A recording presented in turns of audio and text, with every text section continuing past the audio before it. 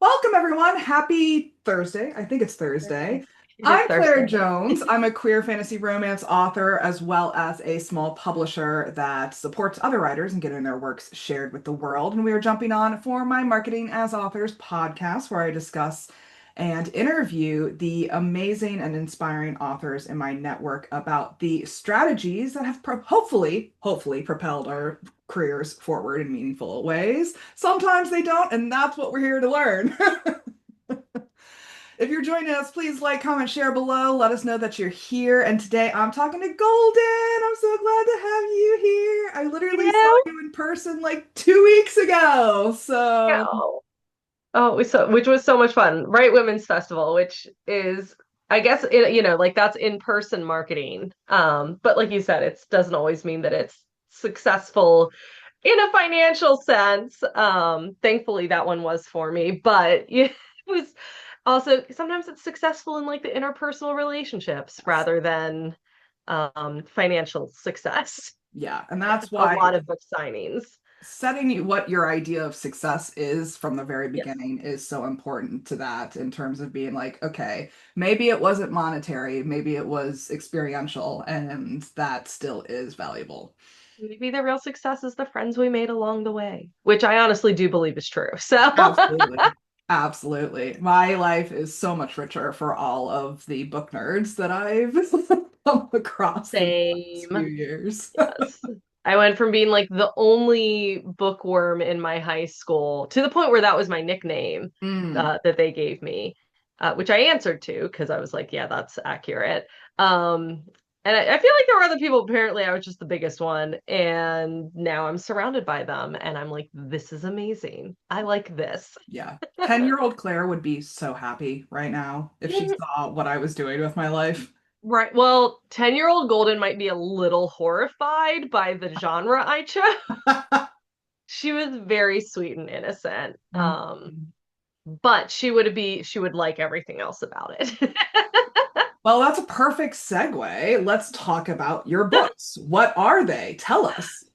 So I am my tagline is that I write heart and bottom warming romance. Hmm. I do my two main worlds that I write in are a contemporary BDSM series, which has like explicit consent. There are no billionaires. It's all regular people Ah. living regular lives with regular problems, and they just happen to belong to a kink club and they Hmm. are kinky. And then I also write historical spanking romances, which um, more emphasis on spanking, less kink. They've been and the consent, it's historical. The consent's always a little iffy.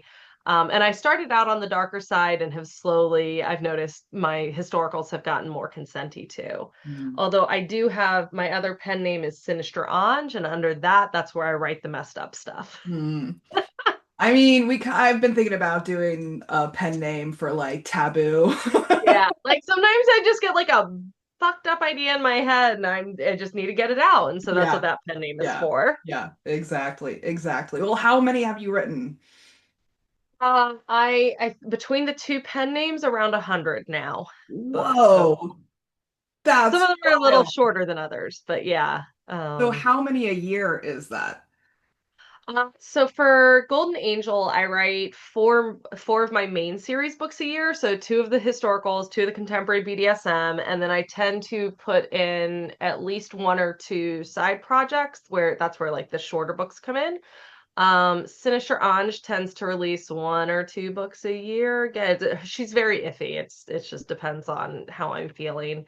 But yeah, I usually probably get out four of my long books and then two to four of like novella length, so Mhm. less than 40,000 words. Okay, Um, but still, that's like a book every which is other still month. a lot, which is still a lot.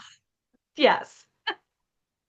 And then of course I also like I do box sets and a lot of the novellas that I do I put in an anthology and then when it releases I re-release it. So I end up having something going almost once a month. But I'm not actually writing I'm not necessarily writing a new thing for every month. I'm not quite Mm. that fast a writer. But yeah, it's a lot. I mean, are you happy with that rate? I Obviously, you am. enjoy it to some level. If I could write faster, I would, just Wow. because there's always new things that I want to write and get to, and I have to wait until I finish what I'm working on, which is hard sometimes. But yeah, but I also, I only have so many. I've learned I only have so many words in me in a day, so I also can't, even if I try, like I can push past it, but then the next day I'm barely writing.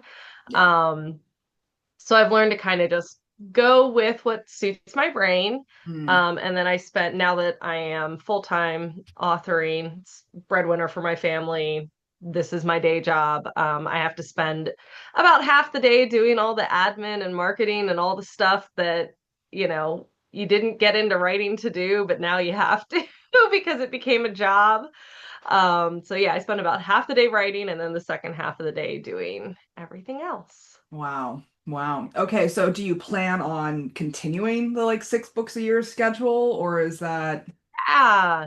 Yeah, so I would like to like Golden Angel's pretty set. I do have a new pen another pen name that I'm trying to start which is actually initially I'm taking some books that just didn't really work out as Golden Angel books. They're paranormal shifters.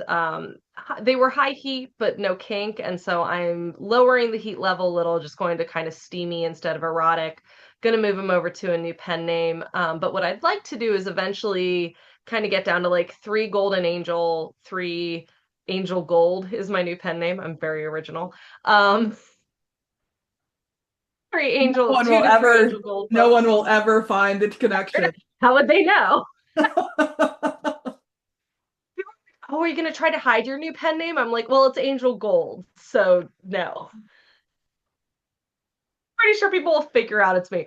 Although I've thought about doing some kind of like marketing, TikTok marketing thing where I create like an Angel Gold profile and do a whole thing like where I've been accused of stealing Golden Angel's name and like create like a beef between my two profiles. And this is where my head goes when I talk about marketing. It goes to some I weird love it. places.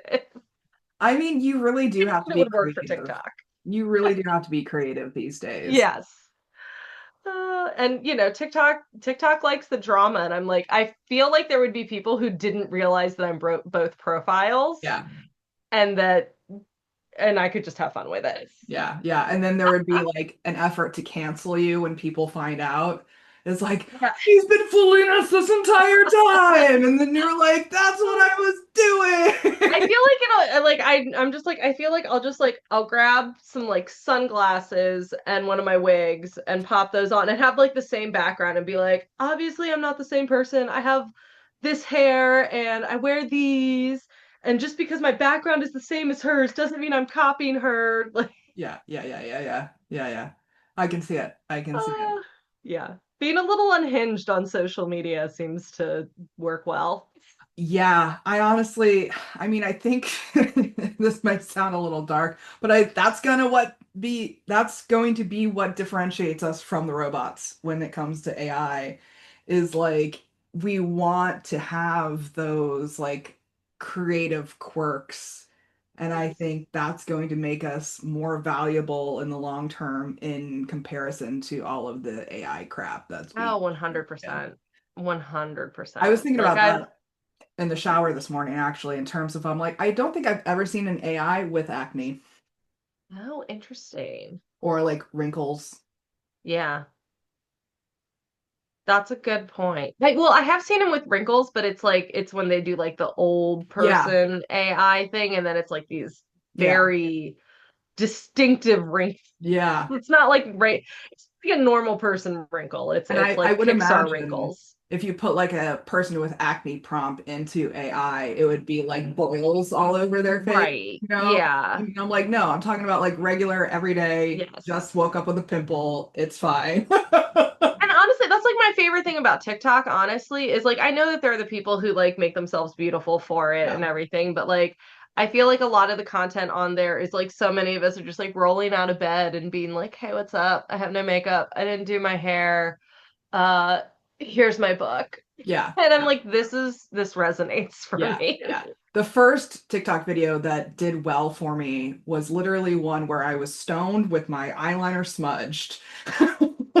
Love it. But Just it is like, because it's that very human, like Instagram got so curated and it got so yeah, shiny and pretty and I was never that big into it anyway, but then once it went down that, I was just like, I don't have the energy yeah, to make my feed look fancy the yeah, way people are responding to. Like this is yeah. I tried. I couldn't, it's unsustainable. yeah.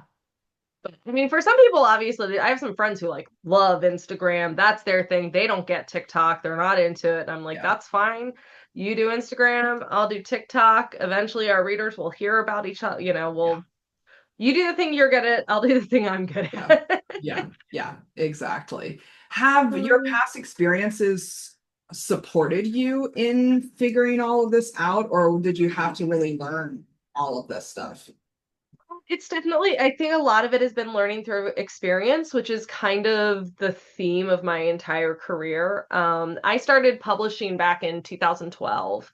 And I was talking to someone about this recently, some authors who had started publishing more recently, and they were saying, oh, well, it was easier back then. I was like, sort of. Certain things were. Like you could just put up a book, and if it was in a genre that was being underserved by TradPub, Mm, it just sold like crazy because there just wasn't the market wasn't saturated. It was like back then it was like, oh, I want BDSM romance. E.L. James had not come out with 50 Shades yet. The mm, pool of people writing this was so tiny. yeah. And so I would just release a book and the BDSM readers would be like a kink book and they'd be on it. Now, like and it would be any kink book. It just and I was like that too as I was reading. I'm like just any kink, whatever the new kink book is, because there just wasn't enough of it. So I would Yeah. take whatever I could get.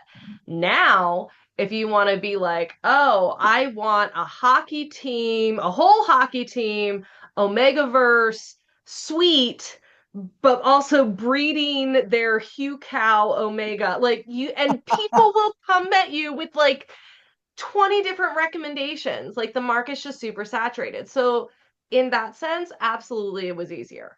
On the other hand, none of us had any idea what we were doing. Mm, Podcasts like this didn't exist. hmm Courses didn't exist. There were hmm no standard operating procedures. Yeah. There were no best practices. We were all just kind of stumbling through the best you could. And for people like me, who, there were authors who kind of started out and were, I guess, a little bit more assured, like a little bit more sure of themselves, or they were working with small presses and stuff, and they were on K boards Mm, and so they could at least they were at least like talking to each other. I'm over here with my massive imposter syndrome. Like I'm not a real author. I'm just like putting it and back then indie had such a stigma to yeah. it.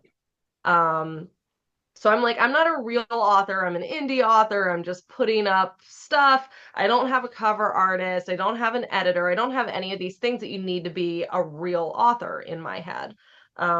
And so there was a huge mindset struggle. Like the mindset was just so much harder. Indies coming into it nowadays, like yeah, a lot of people want, there are still some people who are like, oh, it's the backup to TradPub, but I think more and more people are realizing that like TradPub's almost the backup to indie at this point. Like if your measure of success is financial, Yeah. TradPub's the backup to indie Yeah. because you're going to 9 times out of 10, maybe even 99 times out of 100, you're going to make more as an indie. Yeah. Um, Especially if you're like a mid-list author. And I've noticed that I feel like a lot of the people who are going to trad now and are truly making a splash from it are people who had already built up a pretty substantial Yes. brand as an indie. Yes. Yes. Um, Yes.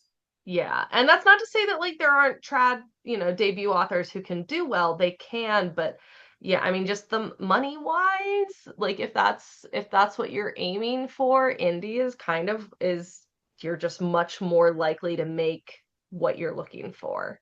Yeah.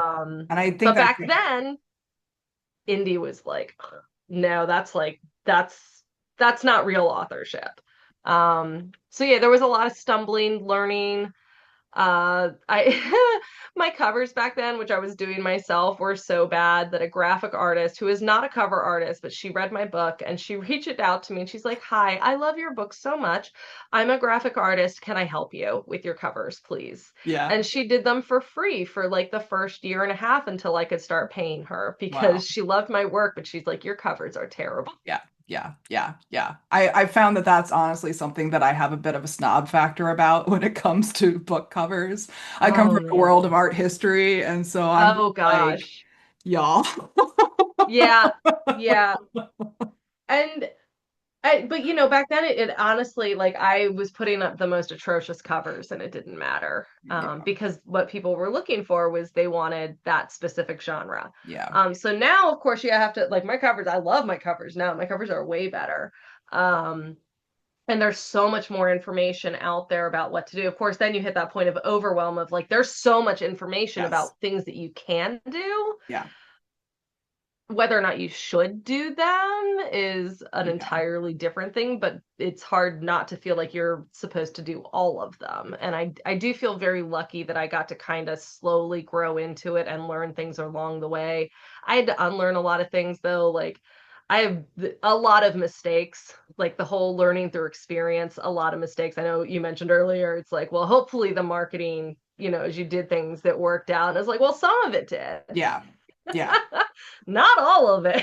Yeah. It's, And but you I learn from it. That's why I always bring the conversation back to people's goals, like when they are starting out with that, because I think the goals dictate what the strategies are going to be for it. Mm-hmm. Like if your goal is New York Times bestseller, that's a completely different Yes. strategy path than I want to make a living wage off of selling my books, Yeah, right? if you want to be New York Times bestseller, you almost have to be trad pub. Yeah. Whereas if you want to make a living wage, you almost have to be indie. Yeah.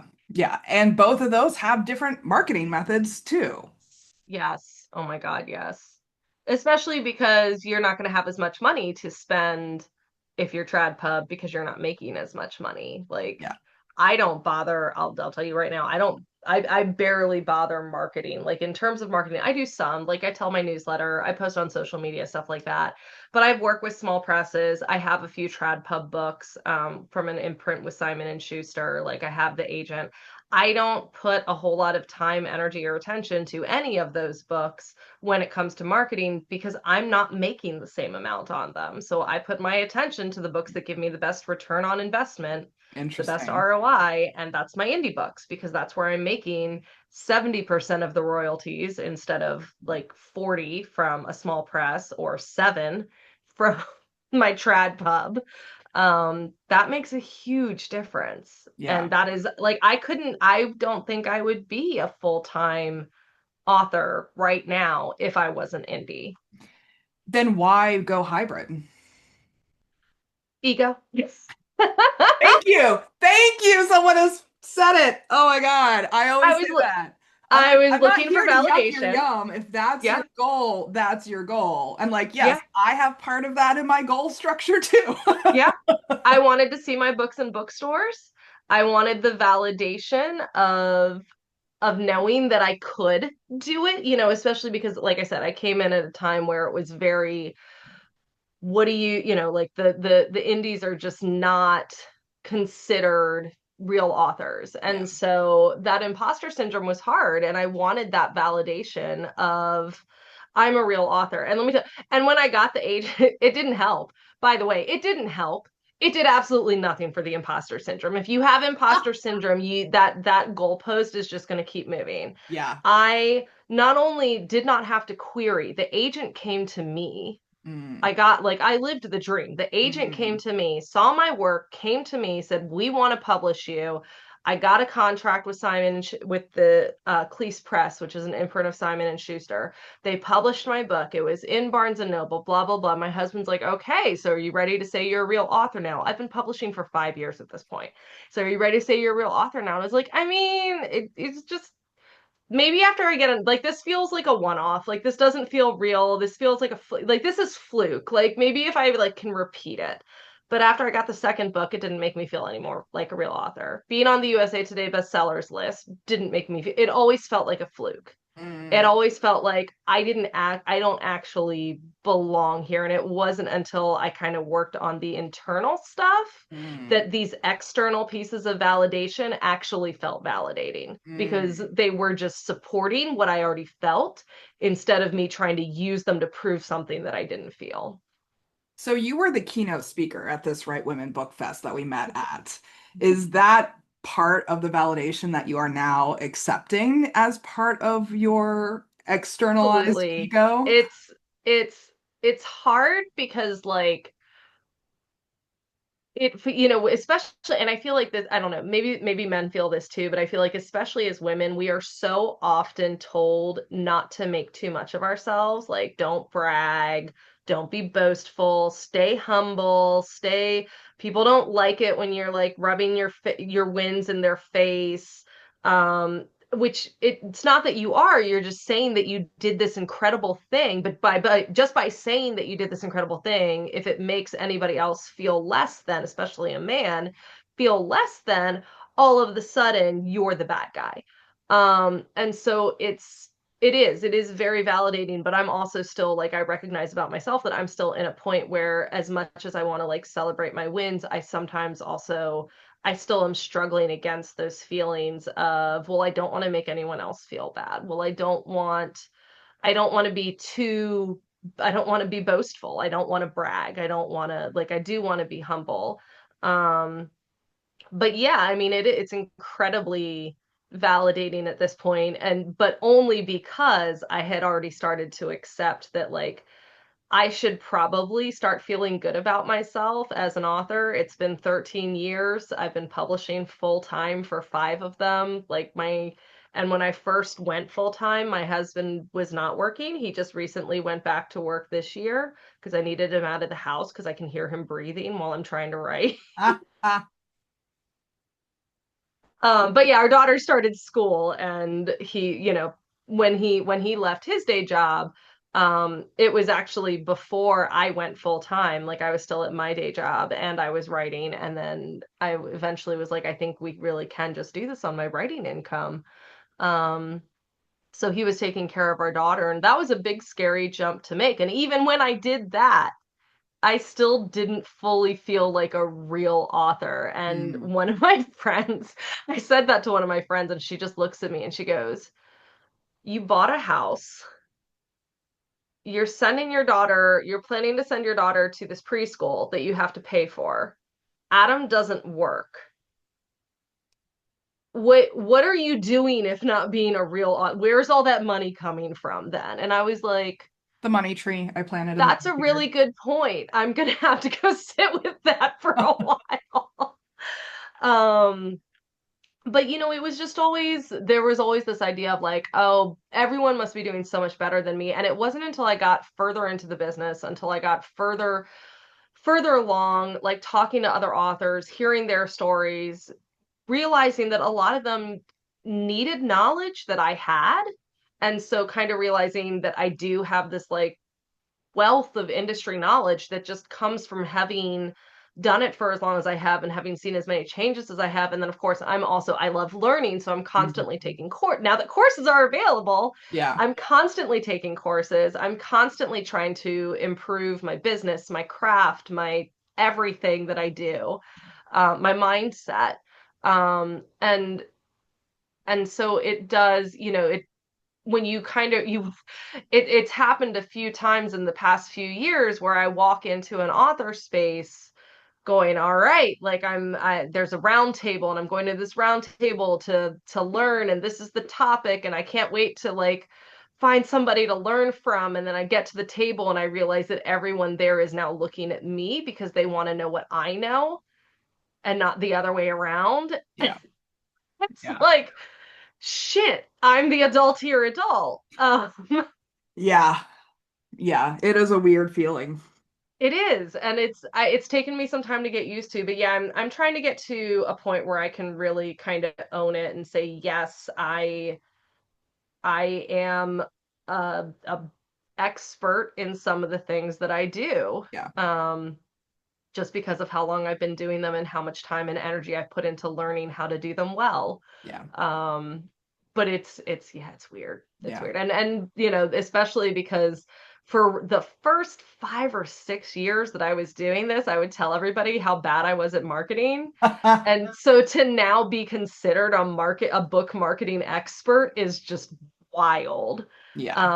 But the Yeah. biggest thing is that it's a skill. I would It say is. I'm bad at marketing with it, thinking that it was this thing that you were either good or bad at, and not realizing it was something that you could learn. Yeah.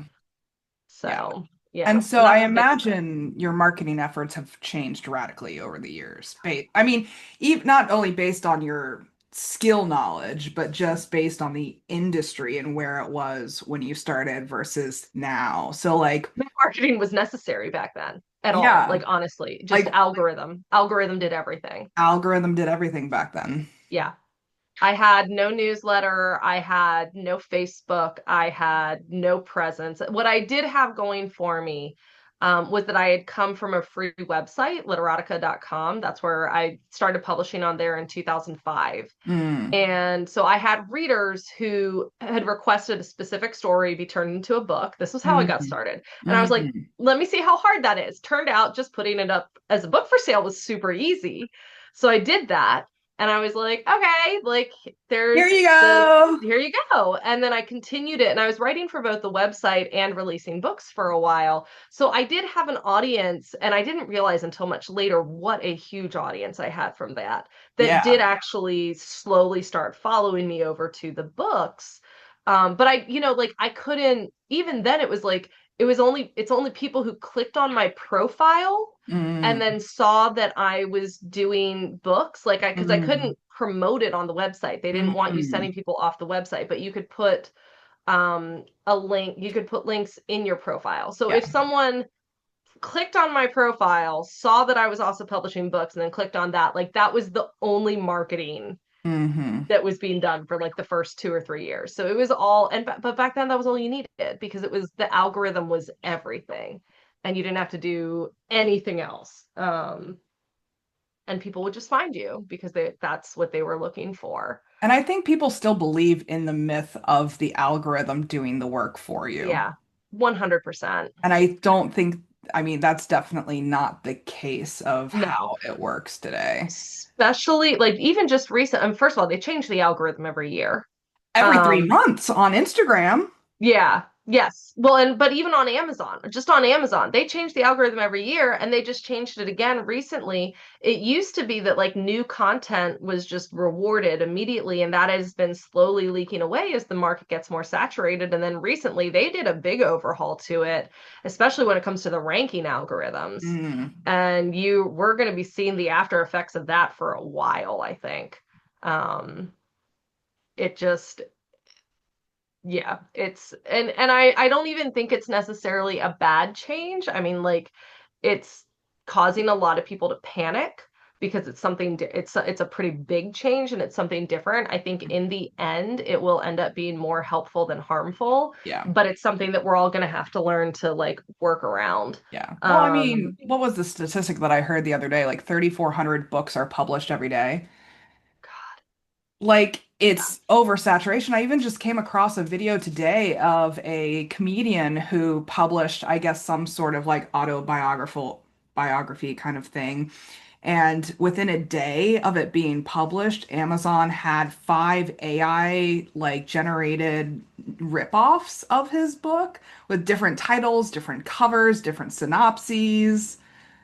That's so ridiculous. And Yeah. I'm hoping that the algorithm changes. I mean, and I do think that that's the kind of thing that the algorithm is working on fighting That's against. yeah. Because it's kind of shifting to more instead of just immediately rewarding new content, it's shifting more to rewarding content that is selling, Yeah. which if you're not selling is not very comforting to hear. Yeah. But I do think that over time, and that's the thing, like this industry is such a long haul thing. I Yes. think a lot of people are still stuck in the like kind of trad pub mindset of if you release a book and it doesn't do well, that's it. Yeah. your career is over. No one's going to give you another chance. And it's like, no, indie changed that though. Yeah. Like indie completely changed that. And if you are an indie author, or if you're a trad pub author who that happens to, and your trad pub drops you, you can still keep writing and publish at indie and probably make more money if you do it well. If you do the cover and the blurb and the marketing well, like you don't have to follow these old school rules. Yeah. Um, but it's one of those things where it's like you just put so much pressure on this one book or even this one series, and if it doesn't do what you want it to, and I've seen a lot of people not even define what they want it to do, but Yes. somehow still doesn't Yes. meet the mark of what they wanted, Yes. They're even though like, they no, didn't no, know what the no. mark was. I didn't have any goals. I just wanted it to be out in the world. And then it's out in Right. the world and it's just sitting there and they're like, I failed. I'm Yeah, like, you exactly. And achieved they're your like, goal because that's here. secret. They didn't want to say what their real goal Yeah, was, but true. they had it.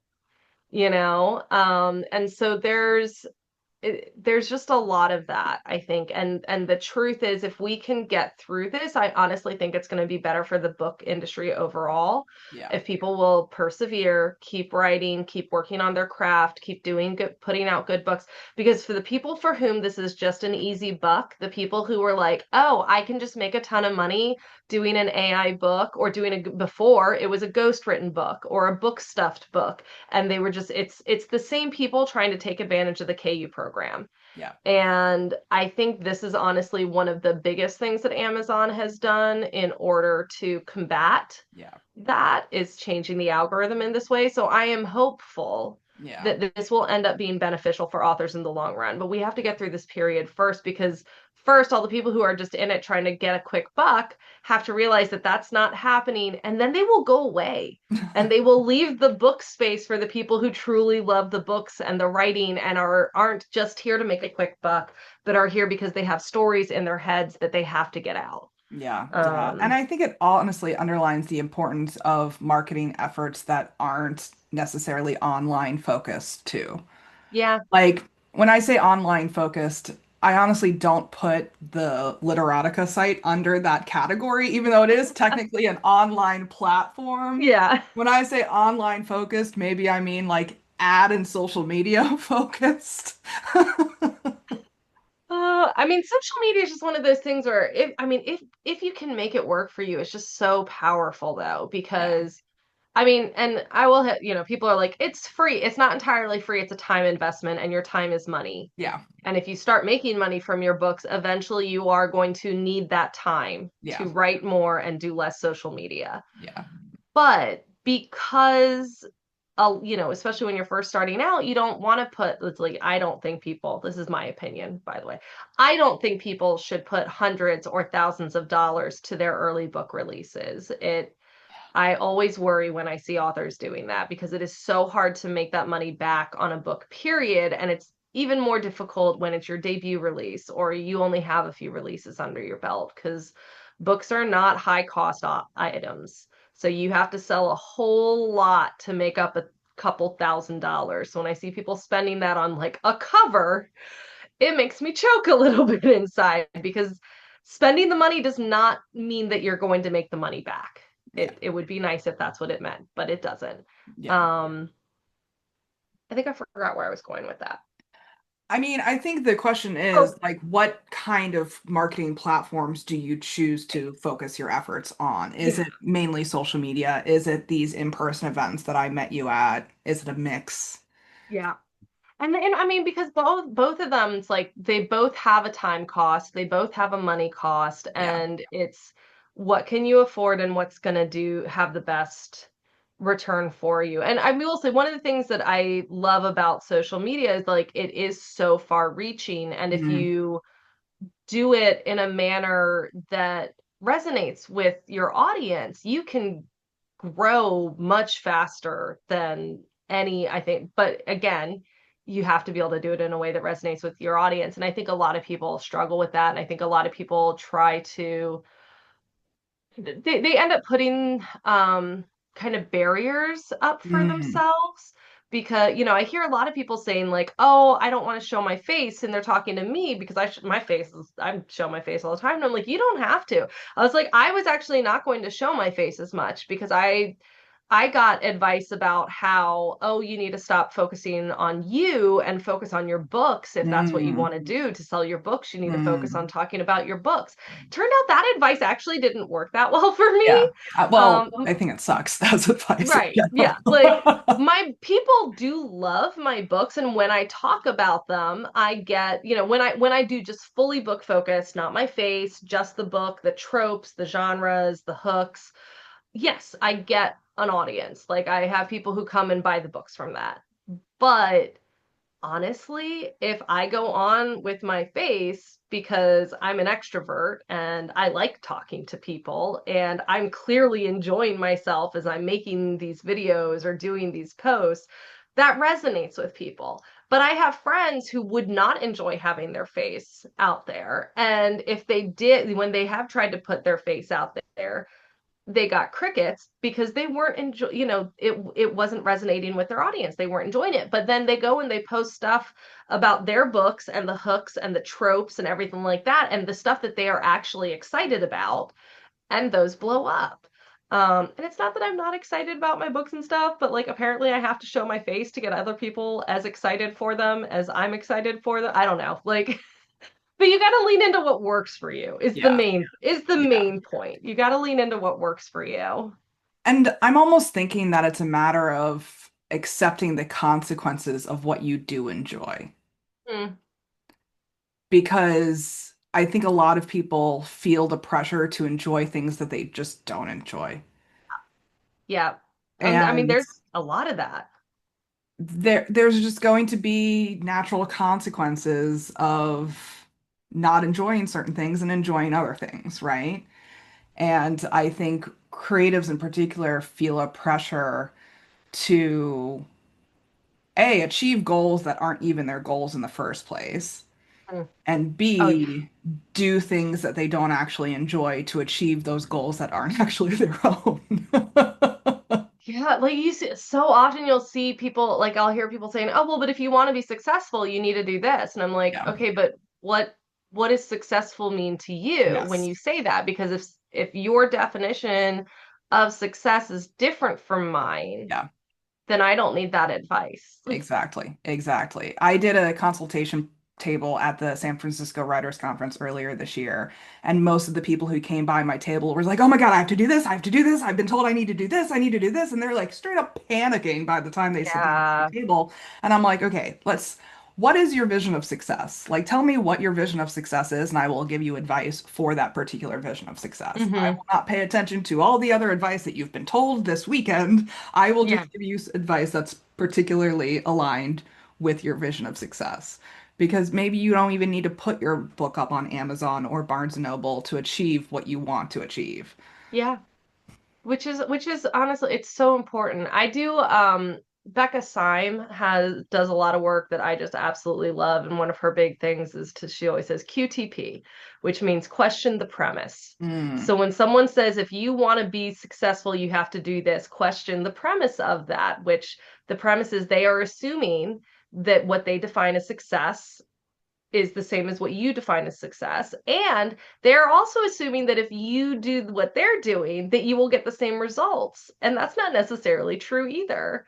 Like I have so much advice where I'm just like, okay, people are like, well, what should I do? And I'm like, it depends. That is my fate, and that is the number one advice I give is it depends. Let's talk about it. yeah, And like 9 times out of 10, if someone is telling you you have to do it this way, they have great intentions. It's not that they're trying to steer you wrong, but they just have some deeply held beliefs about the fact that what works for them should work for everyone, and that has been proven to not be true. If there was a step-by-step thing that we could all do to get success, we would all be doing it. But like, no, you do the thing that someone told you you had to do, you don't get the same result. And then, again, really well intentioned, they'll be like, oh, well, you must not have done it right. Let me help you. But it's like, no, that just was never going to be your path. Yeah. And the only thing I think you have to do is find your own path. Um, I mean, I guess you don't. You could just try following a bunch of different other people's until you find one that works. But then I would argue that that's still you finding your path. Yeah, yeah. Is that the one piece of advice that you would give people? Yes, don't get caught up in what everyone else is doing. Find what works for you. That would be the number because there are so many things out there that you could do. Um, and so you can't do them all, not without burning out. I haven't met someone anyway yet, and I've met a lot of people. Uh, and I've tried to do them all and also burned out. Um, so yeah, you it's there are so many different paths to success, and I think the more and more that we see of successful authors who have defined their success on their own terms and got there in their own way, I think it becomes just more and more evident that there is no one way to do it, and that even if you have the same idea of success as another author, you might not be able to get there using their path. Like Yeah, you still one of the most important things to both our books and our paths to success is the authenticity of doing it your way. yeah. I wholeheartedly agree. Like, that's honestly why I started this podcast because there's no one way to do it. Yeah. And I wanted to showcase a variety of arguably successful authors, but they all have different versions of success and they all have different methods for success. Yes, there are themes that pop up across the interviews, but at the same time, it's nuanced every single time. I love that so much. I think it's so needed. I love that you're doing that because the more we hear from different people doing things in different ways, I think the easier it is to recognize when someone's advice or path isn't for you and to be able to be like, no, I'm really happy it worked for them, but that's not my thing. Yeah. I mean, And I struggle with that too. I mean, I still struggle all the time. All of my friends are doing direct sales. All of my friends are doing direct sales, and I feel that pressure. Not that they're trying to pressure me, but I still feel the pressure. And I mean, sometimes they'll be like, "Well, have you?" I'll be like, I want to do such and such," and they're like, "Well, have you thought about direct sales?" And I'm just like, "Er." And I may eventually do it and it may end up being for me, but at the moment, every time I've tried to start branching out into it, I've ended up turning back for one reason or another. yeah. So, Yeah. I mean, marketing is the number one question that I get from people. Like, whenever anyone asks for advice, it's like, how do I sell books? yeah. And Yeah. Well, I can't give them one piece of advice. They want the magic pill, and I'm like, I can't give you the magic pill. I mean, so I can give, let's see, I can give 4 steps, the 4 steps that I always tell people to start with. Check your cover, make sure that it's on genre, not just pretty, not just meaningful to the book. It needs to be something that the reader can glance at and know that that is in the genre that they're looking for. Same thing with the blurb. Check your blurb, make sure that it's on genre, make sure that the readers will look at it and be like, "Yep, that's the genre I'm looking for," and make sure it doesn't give away too much information. That's the number one thing I see with blurbs is they give away way too much information, and then I don't feel like I need to read the book because I just read what's going to happen in the blurb. The third one is that you need to have a good book. And this doesn't mean like you need to be a literary genius, but you need to have a book that has things in it that people want. And that's the hard part because we don't control what the market wants right now. So the other thing you also just need to do is perseverance. That is the number one factor that I see in whatever definition of success that people have over the spectrum, the perseverance. It's just keep going, keep writing, write the next book. A lot of the time when people ask me, how do I market my book? How do I make my books make more money? I walk through all their numbers with them. I look at their covers. I look at their blurbs. We talk about what's inside the book. And then I say, I think you're doing great. Your biggest thing is that you need to write more books. Here's a few recommendations that I have that might help with sales, some things that you can do that involve running a discount or whatever, but really you just need more books. And that's 9 times out of 10 the advice that I have to give. And then I'm like, I'm really sorry that you just spent an hour with me to hear that what you need is more books. But like, honestly, most of them are just like, no, that's what they wanted to know that, they wanted to like, okay, I just need more books. And I'm like, here's ideas that you can use for marketing what you have. And here, putting them in your newsletter, making these specific kind of graphics. Right now, those trope graphics that just Mm. like point to the book and say, this is, surprise baby, single dad, Friends to whatever, lovers, found right, family. friends to lovers. I know it annoys some authors, but I'm like, but what you're doing there is you're cutting through reader decision fatigue Yes. because the market's oversaturated. They want to know this book has what I want. And if it doesn't have what they want, they aren't going to waste their time on it. But then also, they're not going to read it and leave you a bad review because it wasn't what they wanted. Yeah. So, like, the more you can kind of like let them know this is what's in the book, really quick, really simple. That's what marketing to me is right now. Really quick, really simple, really easy. Cut through that decision fatigue. Just be like, boom, this is what you want. Yeah. And if it's not what they want, they'll move on. If it is what they want, they'll read it. And so as long as people are at least talking about their books somewhere, you're already doing great. You're marketing. Like you don't, and that the thing, this is my one big pet peeve that I should bring up. When people say marketing, so often I realize that what they mean is advertising, like Yes. Facebook ads and Amazon ads. Selling. That is part of marketing. It can be part of marketing, but it doesn't have to be. And you Yeah. don't have to do it. I spend less than $1,500 a month on my Facebook and Amazon ads combined.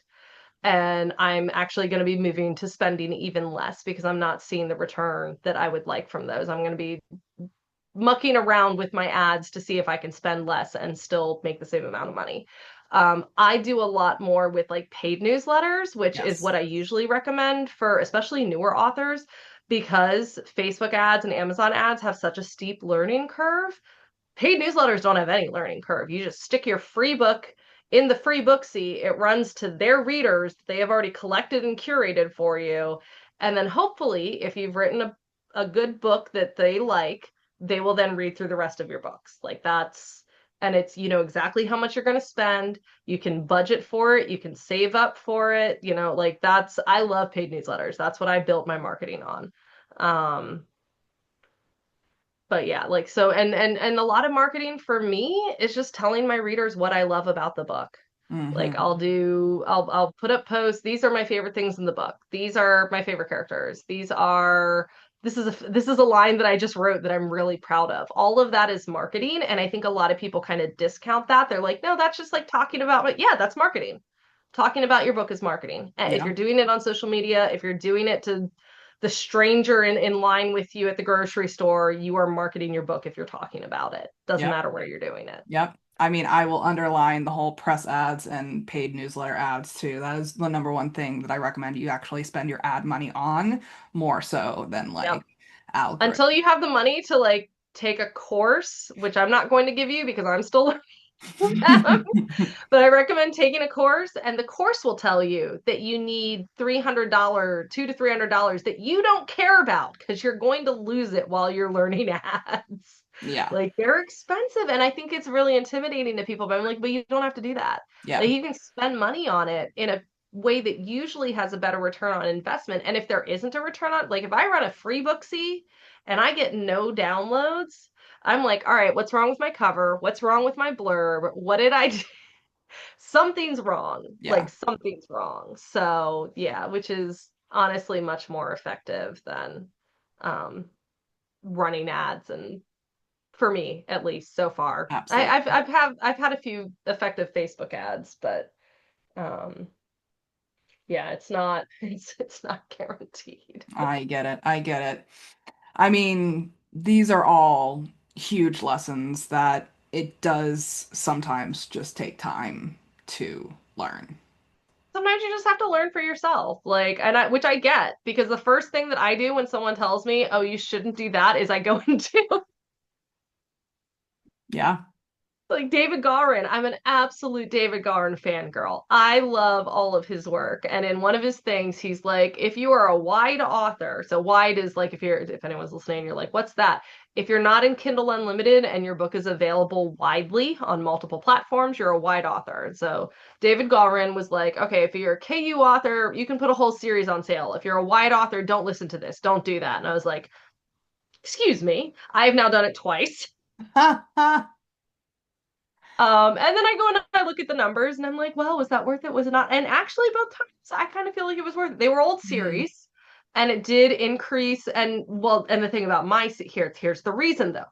Why was it worth it for me when I did that? And the reason it's worth it for me is because my series are all interconnected. Hmm. So when the price, when the price went down on these other series, on one series, the other series still were at regular price.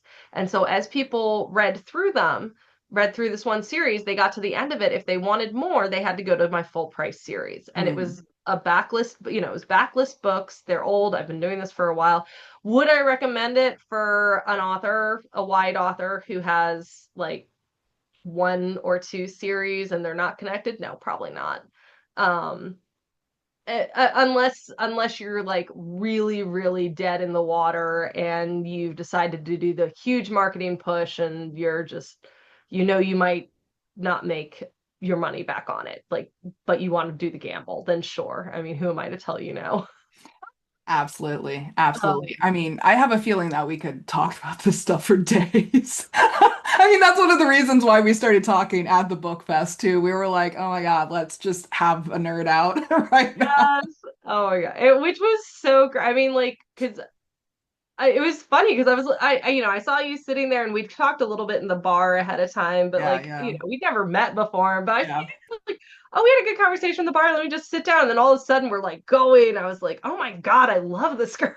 This is I will amazing. take that. I will cherish it. Thank you. Oh, I was like, all right. I feel like it was like just such serendipity sitting down next to you because I was just like, yeah, no, we could jive like this for a while. Yeah, yeah, yeah. I mean, I told you this before we started recording, but I've been podcasting for over 6 years at this point, and I feel I've gotten to the point where you could literally wake me up in the middle of the night and I could like peel off one of my intro lines from one of my Gosh. podcasts to be like, "Do you want to learn about marketing?" Let's.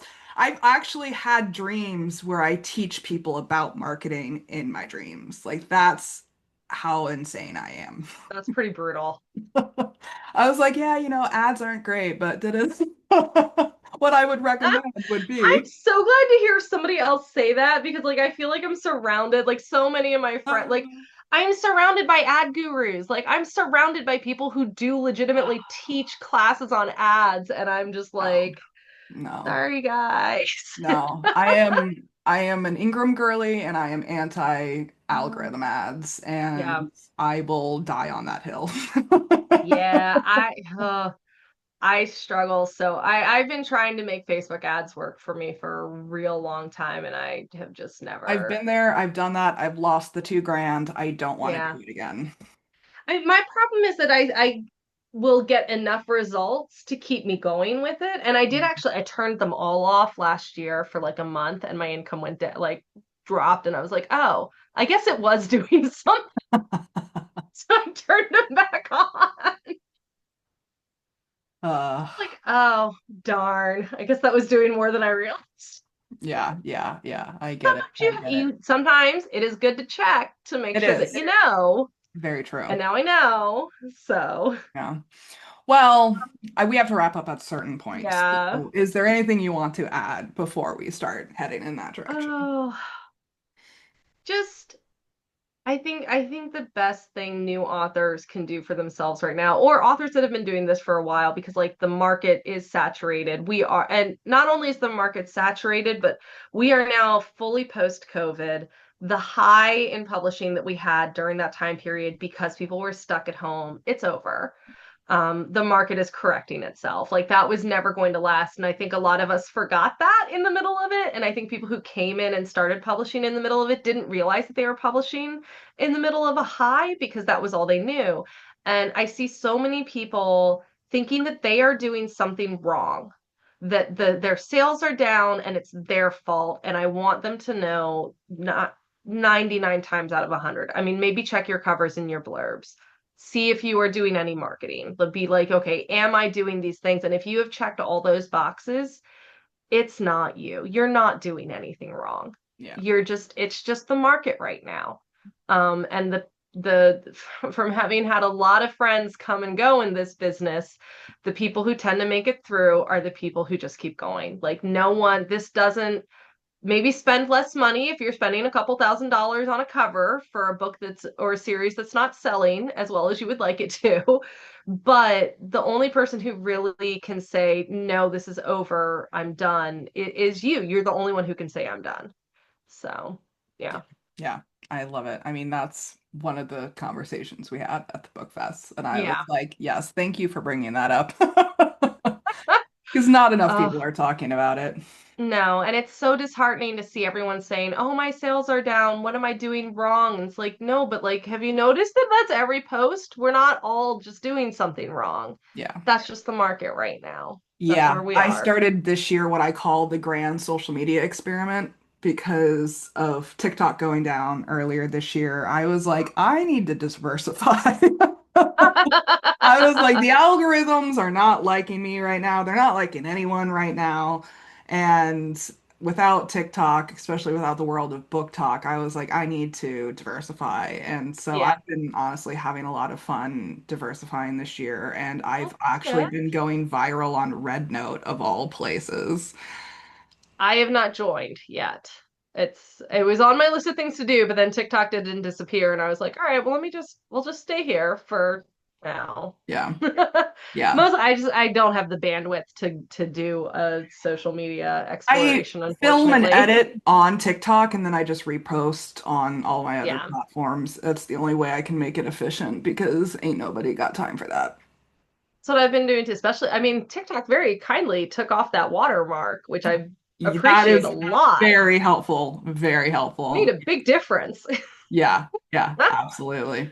Yeah. Well, again, we could go for days on this. Yes. So, this is powerful stuff that we're talking about. An audience, we definitely encourage you to share your own thoughts and feelings and stories with us as well. We'd love to know what your experiences have been like with marketing strategies that we may or may not have discussed here in your own writing careers. If you've even tried any, let us know. And please do let us know if you have any questions. I know we throw a lot of vocabulary around in these podcasts, and we don't really have a glossary of terms. Again, ain't nobody got time for that. I made a TikTok video once. Good luck searching through all of them to find it, though. Yeah, yeah, yeah. But we'd be happy to answer any questions that you throw our way. Special thanks to Golden for joining me. It's been a pleasure. Thank you so much for having me. It was so fun to talk to you again. Yeah, yeah, I'm glad we made it happen. And please comment, like, subscribe below, and check out Linktree/Claire Joyance for my links. And then where can folks find out more about you? So if you are looking for author content stuff, search for Golden Angel Romance on TikTok or on Substack. And if you're looking for stuff about my books, www.goldenangelromance.com. I do have one link on there, like if you want to book a consulting call, but a lot of I'm usually booked, I'll be honest. Mm, fair. I get it. And I'll make sure the links are easily accessible for you all in the show notes. And until next time, please remember that you all have extraordinary stories to share, and we're rooting for you as you use them to change the world for the better. Take care, guys.